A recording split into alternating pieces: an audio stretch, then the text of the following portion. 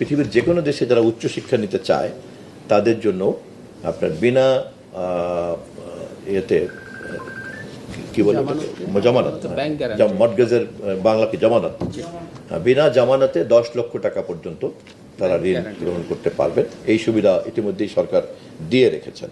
17 জন নারী চালকের প্রশিক্ষণ চলছে। সকল বাসের চালক, সহকারী ও সুপারভাইজার সবাই হবেন নারী।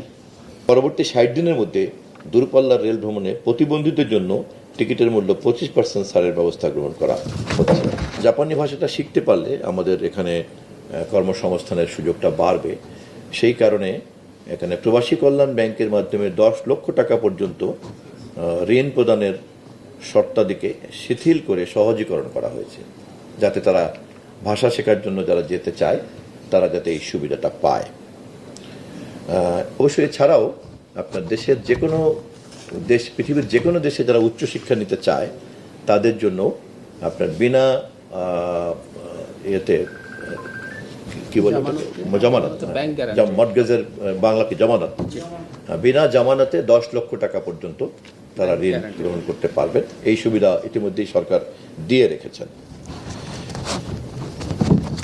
মধ্যপ্রাচ্যে যুদ্ধে নিহতদের মধ্যে 2 জন ব্যক্তির মরদেহ সম্পূর্ণ সরকারি খরচে দেশে আনা হয়েছে। আমাদের প্রবাসী কল্যাণ মন্ত্রী এবং প্রতিমন্ত্রী তারা নিজেরা সশরীরে থেকে এই কাজ করেছেন এবং এমনকি পারিবারিকভাবে জানাজা দাফনের সঙ্গে তারা যুক্ত ছিলেন।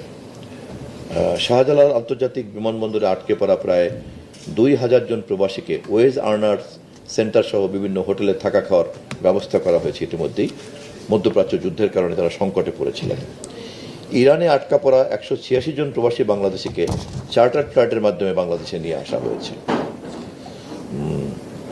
এবং এই সমস্ত খরচে কিন্তু বাংলাদেশ সরকার দিয়েছে। বাহরাইন হতে প্রবাসী বাংলাদেশি 280 জনকে বাংলাদেশে ফেরত আনা হয়েছে। নারীদের জন্য বিশেষ ব্যবস্থা আগেই বললাম, সড়ক পরিবহন এবং সেতু মন্ত্রণালয় থেকে ব্যবস্থা নেওয়া হয়েছে। প্রাথমিকভাবে 8টি রুটে 9টি বাস চলবে। বর্তমানে 6টি বাস ইতিমধ্যেই চলছে। 17 জন নারী চালকের প্রশিক্ষণ চলছে। সকল বাসের চালক, সহকারী ও সুপারভাইজার সবাই হবেন নারী।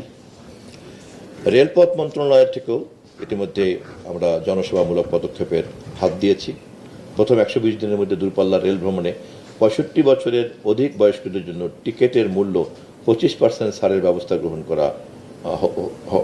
গ্রহণ করার সিদ্ধান্ত নেওয়া হয়েছে এবং পরবর্তী 60 দিনের মধ্যে দূরপাল্লার রেল ভ্রমণে প্রতিবন্ধীদের জন্য টিকিটের মূল্য 25% ছাড়ের ব্যবস্থা গ্রহণ করা হচ্ছে।